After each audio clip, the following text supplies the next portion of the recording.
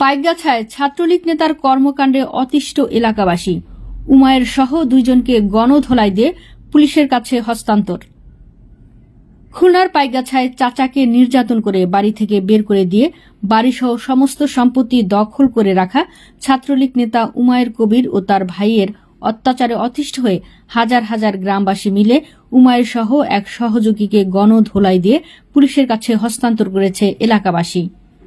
সরজমিনে ও মামলা সূত্রে জানা গেছে, উপজেলার তকিয়া গ্রামের মৃত হারুন সর্দারের ছেলে ছাত্রলীগ নেতা উমায়ের কবির গত আওয়ামী লীগের আমলে সাবেক সংসদ সদস্য আখতারুজ্জামান বাবুর আস্থাভাজন হয়ে ক্ষমতার দাপট দেখিয়ে মাস্তানি, চাঁদাবাজি, ঘের দখল, নারী কেলেঙ্কারি, বিভিন্ন অপকর্মের হোতা ভাইদের সাথে নিয়ে লাঠির ভয় দেখিয়ে এলাকায় ত্রাস সৃষ্টি করে রাখে।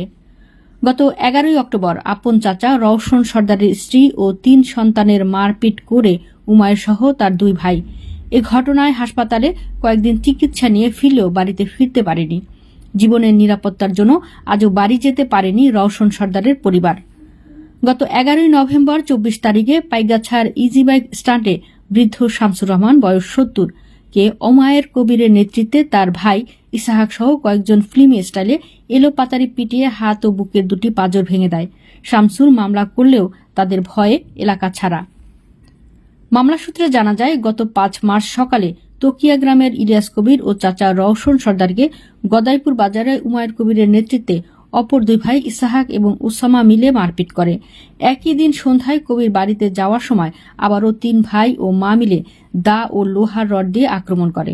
এ সময় উপজেলা নার্সারি মালিক সমিতির সাধারণ সম্পাদক কামাল সর্দার ঠেকাতে গেলে কামালকে বেপরোয়াভাবে মারপিট মারাত্মক আহত করে। এতে কামালের শ্যালক শামীম সর্দার মারাত্মক আহত হয়। এ খবর মুহূর্তের ভেতর এলাকায় ছড়িয়ে পড়লে গ্রামের হাজার হাজার সকল শ্রেণীর মানুষ তাদের প্রতি বিরক্ত ও অতিষ্ঠ হয়ে একজোট হয়ে ছাত্রলীগ নেতা উমায়ের সহ এক সহযোগীকে গণধোলাই দিয়ে পুলিশের কাছে হস্তান্তর করে।